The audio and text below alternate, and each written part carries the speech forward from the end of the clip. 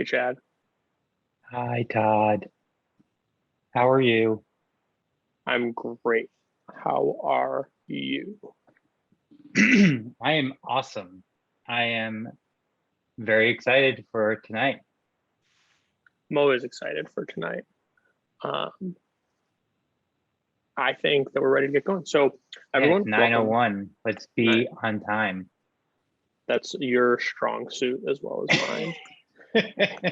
So true. Welcome to Hoppy Let's Hanukkah, the kick craft this off, beer Todd. experience presented by Brewvana.com. My name is Todd Summers. And I am Chad Brodsky, and we will be your Jewish drinking buddies this evening, and then only 4 more nights. We are halfway through almost Hanukkah, but we're ready to go now. Here So, we are. So, let's open our night 4 beers. Do you all have it right. again? Do you have box cam, Chad? I might have Hanukkah box cam. Let's see if it works. We'll see. You never know with technologies these days.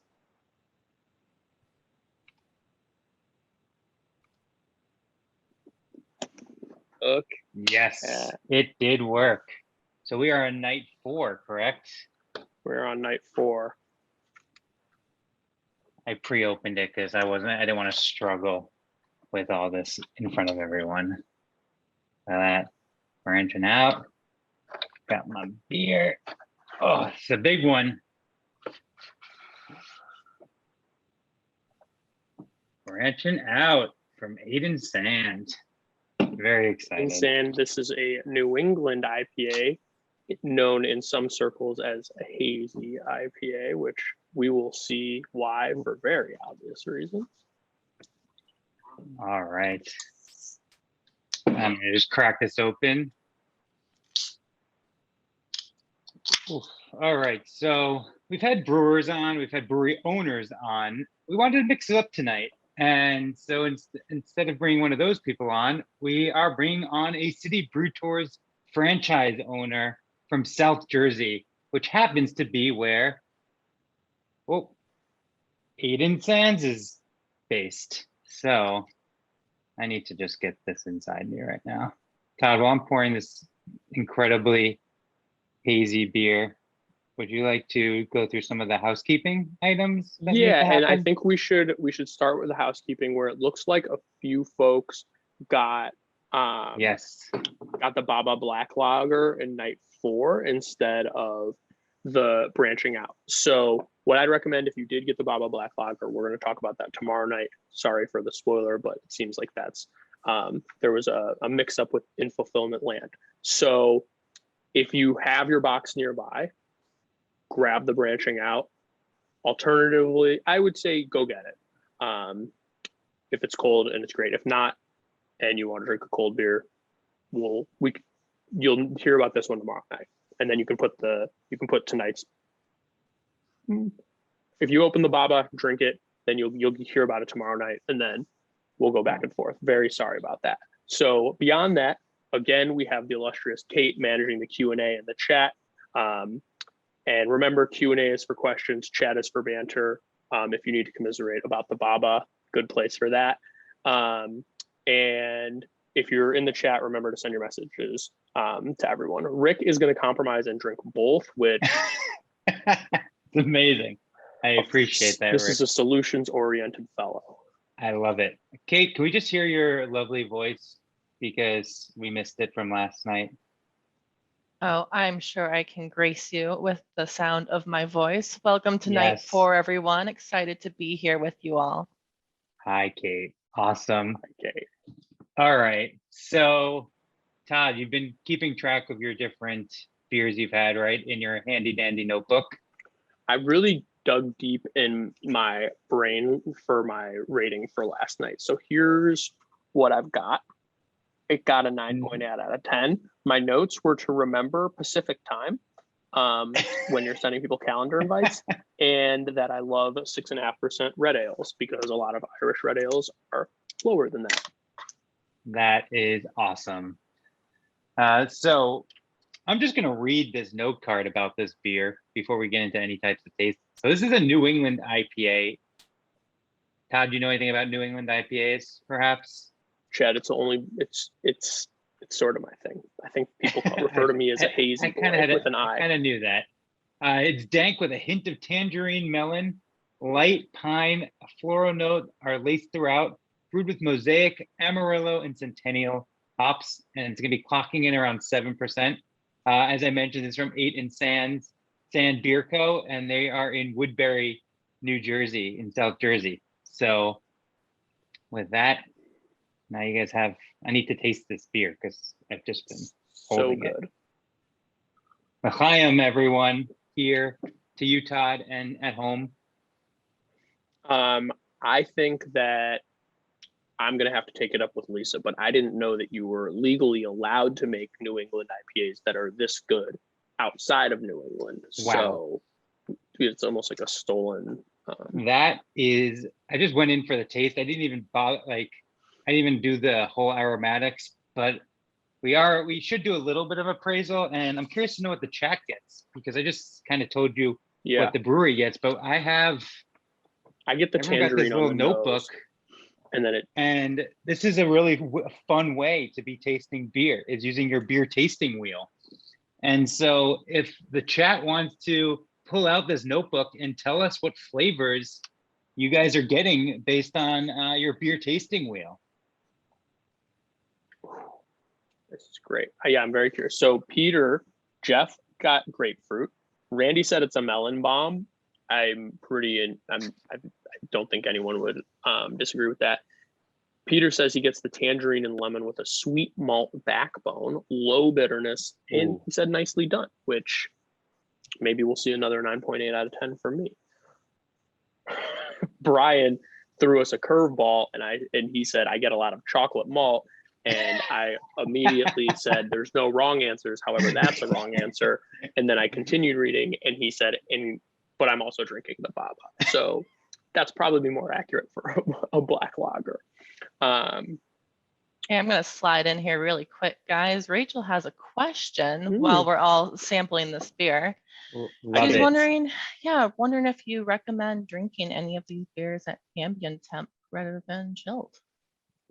Great question. So as you warm your beers up, like that barley wine that we had that first night, that's going to be a beer that as that gets to closer to a room temperature, that's going to get so much more complex than what it was when it may have been served when it came out of the fridge. I would say this beer, I prefer my New Englands on the colder side, but not obviously. You should never be drinking your beers as cold as the Rockies. That is not greatest trick that a marketing devil ever pulled. We talked about how important your nose is for taste and how much smell plays a part, but also when you drink freezing ice cold as the Rockies, trademark probably, beers, what it does is it desensitizes your taste buds. The coldness, it eliminates them. So if you're drinking something that's not too far from water, there's a joke there, it doesn't matter if it's freezing cold. This beer, if you drink it freezing cold, you would miss the tangerine, you would miss the melon. So this one on the colder side, and again, as they warm up, especially those barley wines, like a good mild is nice. Once you get a little closer to that ambient temperature as well, you get a little of that roastiness. The Red Ale from last night, great beer. More malt forward beers are going to be definitely better served at more closer to room temperature. Kind of think like English style beers. If you ever think of like what you might get in an English pub in London, those are actually served on the warmer side. Thank you, Kate. We appreciate you keeping us in line. Love it. Keep the questions coming. So Renan said this is one of the more mild New England IPAs that they've had, and I'm curious about that. Mild in terms of hop character, in terms of fruit. We're talking ABV because it's 7%, so less fruity. There it is. Interesting.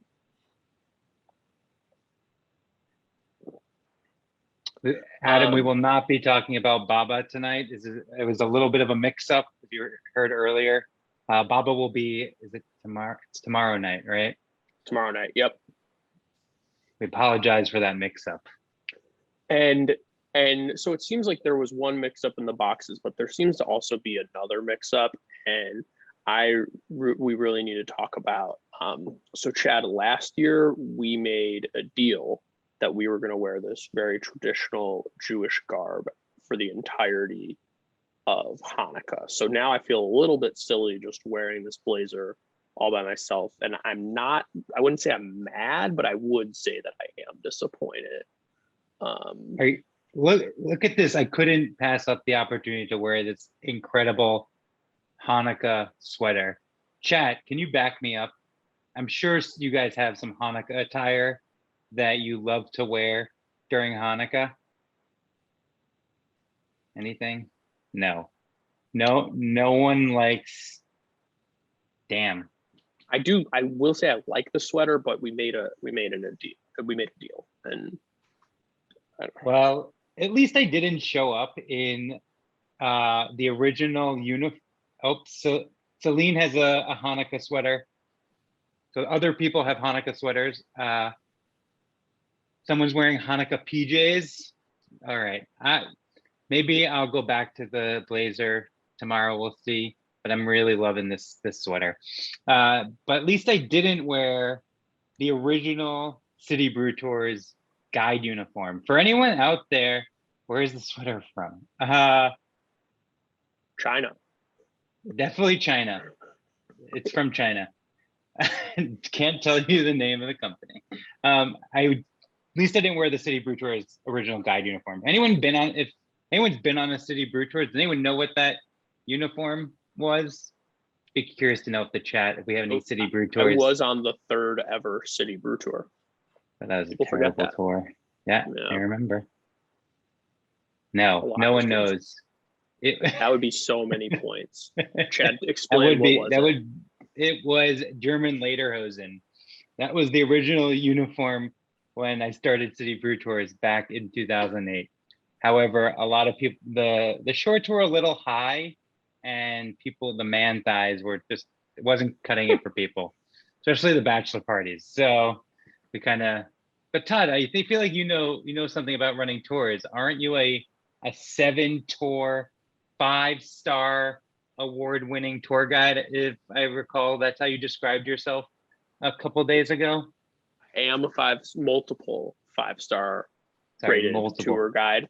Burlington, Boston, DC. I'm actually our company's last resort for running tours. So I made it very clear in my contract that everyone else in the company, yourself included, has to be asked before I run a tour. And that's particularly why I'm excited about tonight's guest, because we have a legitimate touring professional. So very excited to introduce our guest tonight. Her name is Lisa Lopez. She's the owner of City Brew Tours South Jersey, which is one of our franchises. And we're going to get we're gonna get some knowledge from her. So very excited. Lisa, let's see you. Lisa, can you please join us? Hi. Hi, Hey, Lisa. Sick How are green you? screen. I can do that. That is a very cool green screen. It is legit. I am actually here in Eight Sand Brew House, and I'm here to hang out with you guys for the night. Sorry, I don't have any cool Hanukkah gear, but you know. That is awesome. It literally looks like a green screen. It looks too good to be true. It's so cool. I can't believe you're actually doing this from Eight Sand. That is so awesome. So, Lisa, I mean, I want to know all about what's behind you, but we need to ask a couple of just like questions about who you are and what made you quit your full-time job and decide to showcase South Jersey's craft beer scene for a living. I guess that's the most important question. Sure. So I actually worked in telecommunications, and 9 years of that was retail. So I drank a lot during that time. And so that's kind of what brought me into the craft beer world. And one of the things myself, my family, my friends, we all love to do was do brew tours, like going around, but someone always had to be the driver. And I figured if my friends and family were having that problem, I'm sure a whole lot of people in New Jersey were also having that problem. And so I started looking at what I wanted to do next in life, and I decided that I didn't really know what it was, but it had to do with beer, because at least beer brought me happiness. And so this opportunity just happened. I went on City Brew Tours Philadelphia, had a great time. And the next day I got the thank you email, and at the bottom of the thank you email, it asks if you're interested in a business opportunity. And so I clicked the button, and a few days later I was talking to Chad, and Gloucester County, which is where Eight Sand is at, it is actually the county that has the most breweries per capita in New Jersey. So I was centered right in the middle of the best county to be in for beer. Amazing. Alan wants to know if you wear lederhosen on your tours. I do not. That would be in however, violation of City Brew yeah, Tours you're actually brand not allowed to do that. Correct. Your franchise agreement doesn't allow for such. I have to wear my cool beer guide shirt, which is just as awesome. I often get asked where the beer's at, and I have an answer for that. That is awesome. You've got the makings of where the beer's at behind you. Ooh, good Yeah, question. and I don't know if you guys can hear it right now, but we do have a train going by. And Eight Sand is actually, it's a train term that they named their brewery after. So Eight Sand actually means quick and safe travels in train terms. So 8 was the highest that trains could go, the fastest that they could go.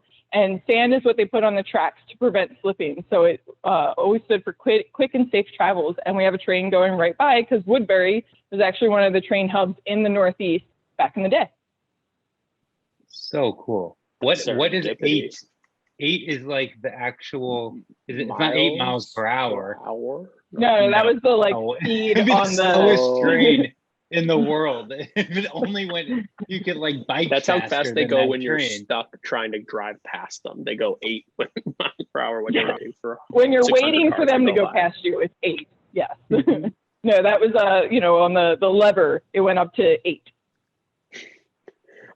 That's awesome. So, Lisa, I think I'm very curious, and I know you know this like the back of your hand. So, could you walk the guests through the brewing process? Where do we start? How do we go from the tanks behind you to the beer in our glass? For sure. So you guys are going to get a little tour guide action of what we actually do when we come to Eight Sand. This is one of our favorite places to show the brewing space. First off, once our maltsters, our brewers decide what they want out of their malt, and they get their grains. They have bags and bags of grains. They decide what kind of recipe they're going to do in the grain. They actually put it in a mill and they grind it up. And I'm going to have Chris move the camera a little bit because we're going to show you one of the cool things about Eight Sand is they are one of the few breweries that we have that actually has an explosion-proof room. So they mill in their explosion-proof room. And the reason they do that is because while you're milling grain, the fine dust is so fine that if there is a spark, it will actually explode. So Eight Sand is one of our cool breweries that does have an explosion-proof room. That's it in the corner. I like to show that off when we come here. And then once the grain is milled up, they move it through the PVC pipes up to the mash tun. Now we actually have the door open so that you want to bring it in? Chris is going to bring it in for me. You can see the rakes in there. They actually spin around so that they can move the grain a little bit, and it's a false bottom. And the reason we have this step, we call it mashing.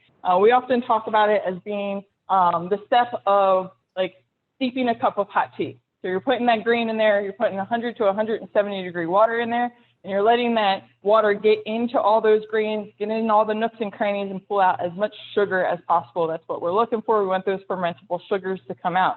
So once they start coming out, they go through the false bottom of just the liquid. All the solids stay on top. Now, as they're coming through, this sugar water is now what we call wort. Now, that wort at the beginning has lots of debris, husks, things that we don't want in the beer. So they'll actually recirculate that, put that back on top. The reason for that is the grain becomes a natural filter bed. Now, once the wort starts running clear, they're going to move it over into the boil kettle. And as they're doing that, they do sparging. So they're putting fresh hot water back on top of the grain to basically rinse the grain as much as possible. And then as that's going through, it's moving into the boil kettle where they're cranking that temperature up. They're trying to get it up to boiling. And this is where our hops come into play. We use hops for 3 different things: flavor, Lisa, I gotta bitterness, and pause. aroma. I gotta pause you for a second because we've got some questions Okay. that are coming in. So it sounds like Jeff wants an explosion-proof room. Sorry, Jeff, I think that's probably very expensive. How many barrels is this brew house? That's something that some people have some questions about. So they have a 10-barrel brew house, but they're able to ferment 140 barrels at a time. Now that, for people who maybe this is the first time seeing a production facility, Lisa, how does that work? So if I have a 10-barrel system, how do I fit it in 140 barrels of fermentables? Like how does that work?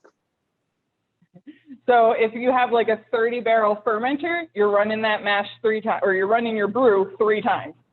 So brew days can often be very long for our brewers, especially if they have to run multiple batches just to fill 1 fermenter. It's just math For people, right there, Lisa. 31 gallons equals 1 barrel. We're using the terms barrel industry term. That's what that means. All right, I'm sorry for interrupting you. We just needed to answer a couple of questions from the chat.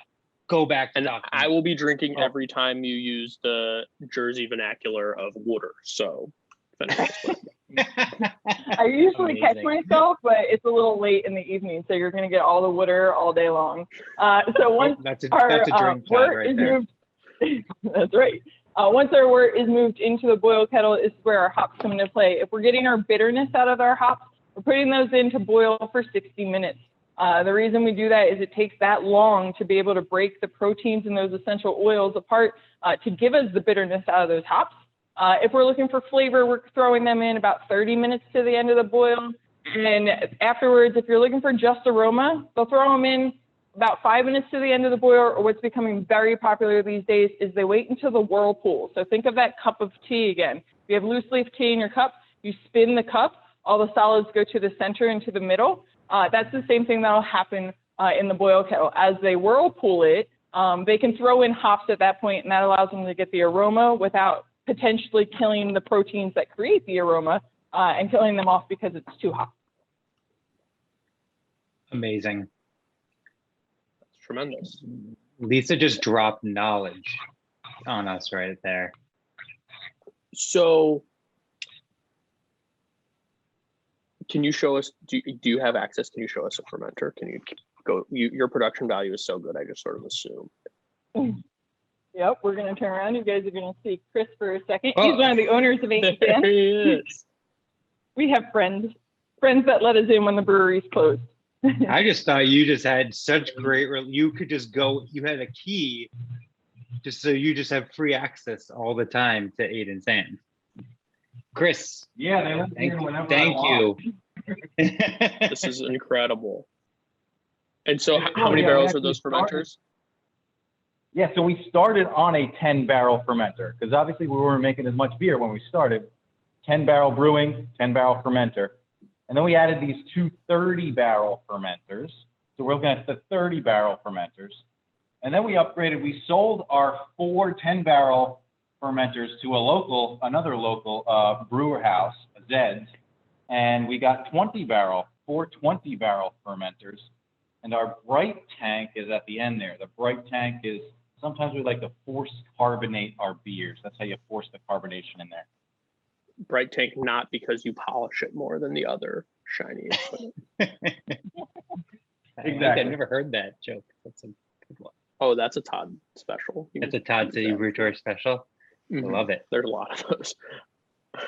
That is awesome. And you guys, and Eight Sand, I heard that you guys medaled recently in GABF, which for people aren't familiar with it, it's essentially the premier craft beer competition in honestly the world, I would say. I mean, I think it's probably the biggest one in the world, but definitely in the United States. So the Great American Beer Festival would be GABF, and so the beer, not this beer, but Eight Sand did win a medal, which is congrats For which to you guys. beer? Yes, cheers. Yeah, thank you so much. And you're right. I think it kind of trades off with the World Beer Cup and GABF. which is in Denver, kind of trade off as like the biggest competitions in the world. We were able to be there while we were getting the award. We had no idea. It was funny because we entered a spicy stout. It's called a Bad Hombre. And my partner turns to me, the brewer turns to me and he says, "What category did we enter Bad Hombre in?" Because it could have been the stout, it could have been the coffee, and it could have been the spicy beer. I swear, as he was saying this, the spicy beer category, they say Eight Sand get the silver medal for Bad Hombre, and we're just like, ah! Of course we did, That was because pretty that's cool. where we entered it. That We is knew we entered awesome. it. That's That's where we awesome. entered it. Yep. And so your role is explained, you're more on the business side. You're not necessarily brewing every day, correct? I'm more on the business side, yeah. So, I hooked up with my partner, Burke. We've been friends since elementary school. I was more business side. He was always home brewing. I'm like, can we start something? And we just kind of started this together back in 2016. We were brewing in my garage, for years before that. That's awesome. Awesome. And so that is what's after Sorry, you, Todd. Chad? I was just saying, Alan, stop giving me crap about the sweater. Alan wants to know where does Eight Sand distribute? Good question. So we distribute definitely local South Jersey. We're slowly making our way into North Jersey, but we're also on the complete east side of PA too. We self-distribute in Jersey. We have to go with a third-party distributor called Nebulous in PA. So yep, we're all the way in PA right now. Awesome. That's awesome. And so from a business perspective, what are some of the changes you had to make from going from your garage to a production facility? Did you have to market test, or was it a sort of like, this beer is incredible, I know that if we make 10 barrels of it at a time, we'll sell all 10 of those? Or how did you decide that you needed to scale up? That's another good question. So we make a dry Irish stout, and we entered that beer prior to opening into a competition. It's a homebrew competition. And out of 800 beers, we were best in show. So we were like, okay, I think that we can make some good beer. I don't think the product is going to be an issue, which it has not been. The issue is going to be finding a building that has 15-foot ceilings. And, we wanted to own a building instead of renting a warehouse, in the back of an industrial park. Those were just our goals, nothing against those breweries. And we happened to find it. And, here we are 5 years later. Awesome. Love that story. And I do want to point out that New Jersey didn't create like a craft brewery license until 2015. So Eight Sand is one of our OG breweries. And if I remember correctly from my days of selling private tours in Philadelphia, is it true that you have to in order to own a craft brewery in New Jersey, do you have to offer tours with the beer? Is that still a rule? Hence why. What do you think Lisa's there for, right? No, but if Lisa didn't exist, you wouldn't be able to operate without you saying like, welcome, do you want to see? Exactly. Honestly, guys, that's the reason when we were developing this place, designing this place, whatever, that's why we came up with this window. Because we were like, oh, maybe we could just point through the window if we have the people that come in every week. Hey, remember, here's the fermenters, here's the brew, here's the brew house.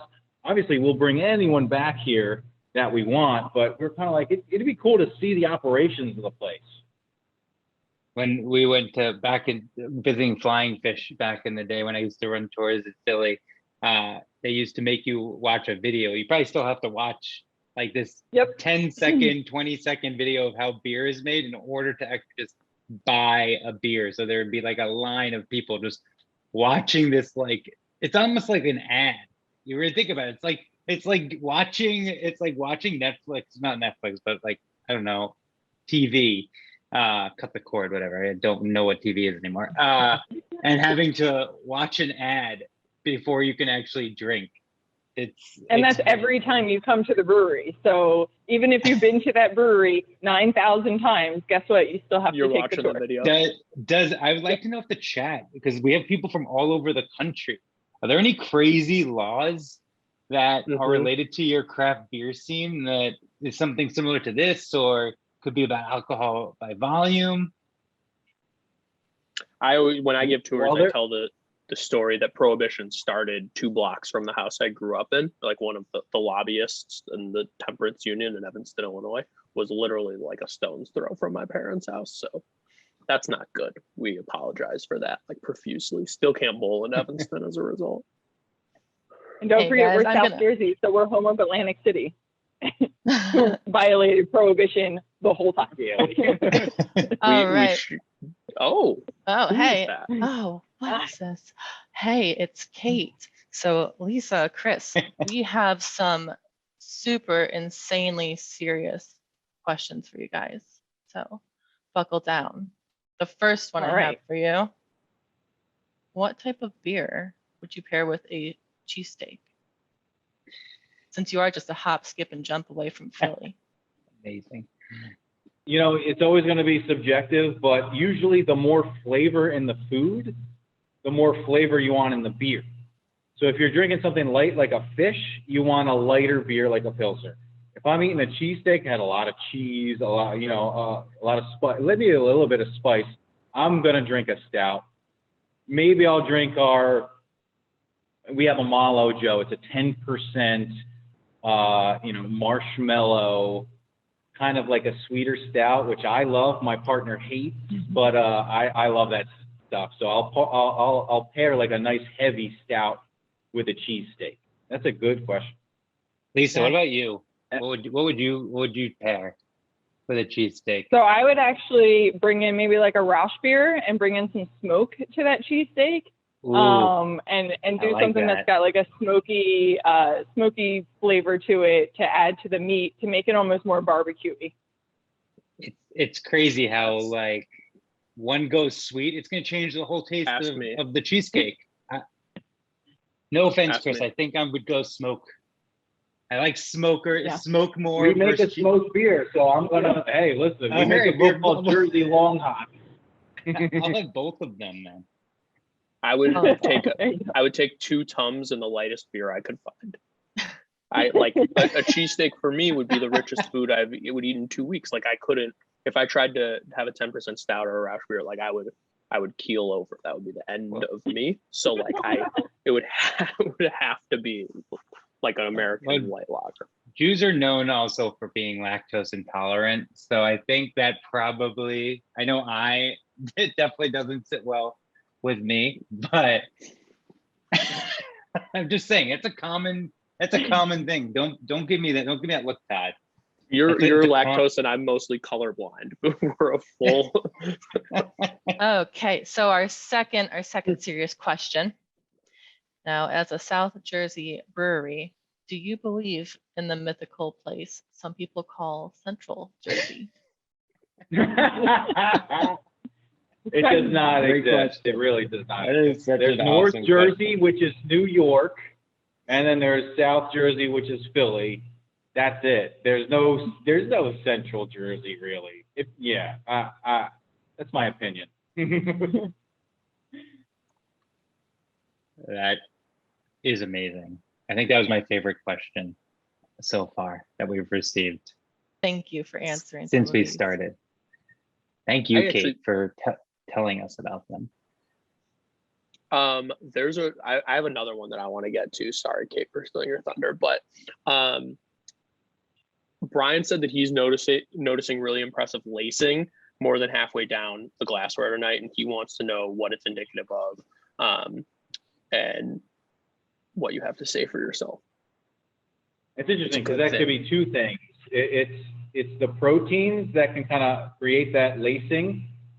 Sometimes, depending on what beer you brew, depending on what agents you like to clarify your beer with, the lacing can just completely disappear, the foam. But it's also because you have a beer clean glass. If you do not have a beer clean glass, the lacing is just going to drop to the bottom. So that's kind of two things, the way the beer is built and because you got a nice clean beer clean glass. Todd, do you have a beer clean glass? Let me see. I'm staying at my sister's house tonight. I'm just and curious. That's why I rinsed it once. That's Sorry, a beer Nicole. clean glass, totally. if you see bubbles or anything, anyone at home, if you're seeing bubbles on your glass, or probably won't see them as well here because of how hazy this is, but on maybe some of the other beers, if you're noticing any bubbles on the glass, that's going to tell you that your glass is dirty and you should probably get a better dishwasher potentially. Chad doubles. It could also as be an the type of appliance soap you salesperson. use. It could still be clean, but you're right. It's not beer clean. Yeah. That's awesome. Good. All right, how about one more? And this is interesting.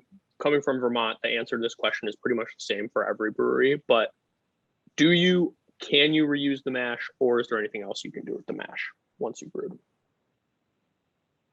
That's interesting.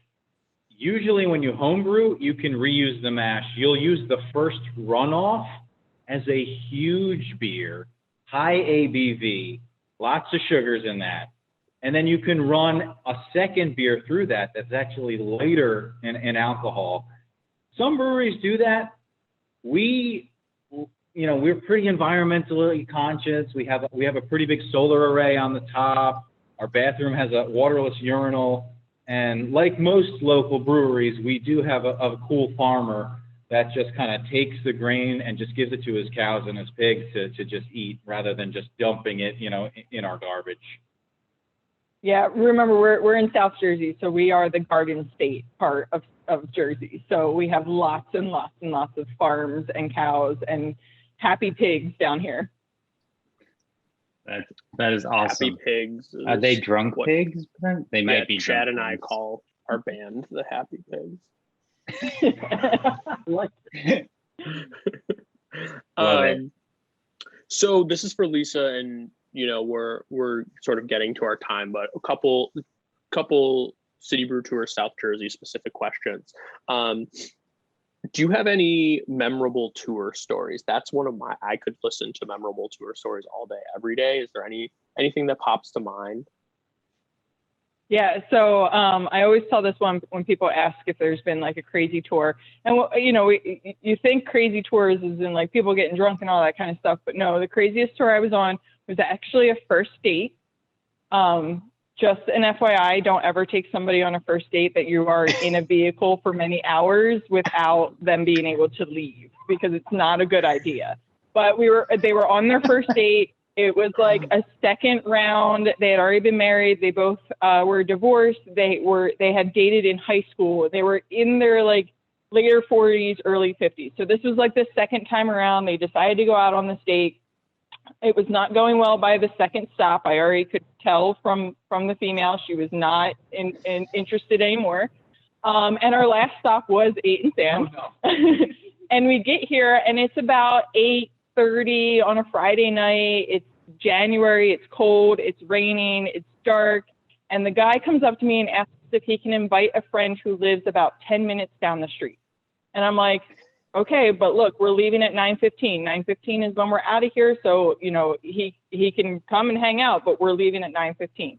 He's like, okay, it's not a problem. The guy's like right down the street. I'm like, okay. The gentleman shows up. He's a 94-year-old pastor. And let me just tell you, I was not letting karma interrupt that, because I was not going to tell that gentleman that he had to leave like 10 minutes after he got there. So it was a very awkward 15 or so minutes of this older gentleman who showed up in the rain, in the dark, to talk with this couple, and the female wanted nothing to do with it at all. So it was a very awkward ride back to the pickup or the drop-off location. And I don't think that they continued their dating. What makes you say that? Hilarious. But it's so funny. Yeah, it's like honestly inviting a rabbi, like, oh, I'm going to go on this first date, but I'm going to invite my rabbi to just meet the person before we continue as approval process. Right? So amazing. You're just a rabbi to will Alan's drink. comment. who knew you would have couple counseling when on tour? It seems like I bet you have had this. This didn't even qualify yet. I think we would be a good. I think City Brew Tours is a really good like second date option. Yep. Yeah. That's When like you know that you don't want to get away closer. from the person. Yeah, like it's like let's spend a good amount of time together because we enjoyed the first hour and a half that we spent together. Now we'll do an activity. So that's lovely. You know what Chris, a good third date? Can I tell you what a good third date would be? yes. Yes, no. Okay. Staying at home and making beer together. Now, you've already established that you like each other. You went on a tour.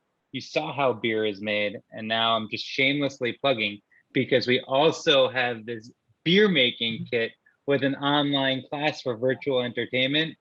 And so you learn how to make beer with experts as well as on your third date. What do you think? That's a pretty solid third date. That's a good idea. It tests your compatibility, right? Because there's a lot going on. So you have to be able to communicate well, problem solve, think on your feet. It checks all the boxes. You know, by the end of making third date, you made the beer, you're going to know if you've got months and potentially years. Yeah, or and because it's going to take 3 weeks. So like if you're going to name that beer on that third date and then hope to heck that you're going to make it those 3 weeks. So whatever you named it, it made sense. So you're pretty much locking yourself in for another month with this person. Chad, you've invented the anchor beer, which I think is a good sign that we've gone far enough. I feel like J-Date might be able to take this idea and run with it. They may come calling for our branded beer making kits. We'll send them an email tomorrow. Todd, you make that happen as the sales manager. It's not a bad idea. Lisa, Eight Sand, it's been lovely having you. Thank you so much. So kind of you to let us into your brew house, albeit virtually and digitally, but so cool to see. And Chad will be back tomorrow, 9 p.m. Indeed, we will. Baba Black Lager. And people, for anyone that's interested, if you're in the Jersey area, citybrewtours.com/South Jersey. You can actually see Lisa in person, hear all her amazing stories that she didn't tell you. So check out South Jersey's craft beer scene and actually visit Eight Sands and get more of this incredible beer. Nice. Is there anything? Yeah. I have an offer. First person to go on Lisa's tour and send Chad and I a selfie via any form of communication, social media. Lisa can send it to us on Slack. Chad and I will send you something. We'll figure it out, but maybe we'll something good. Yeah, something good. And it'll be Hanukkah related. Looking forward to it. Season. I approve. All right, guys. Awesome time. See everyone tomorrow, 9 p.m. Everyone have a great Hoppy Hanukkah 4th night, and we'll see you guys on night 5. Bye. Happy Hanukkah. Thanks so much, guys. Mm-hmm.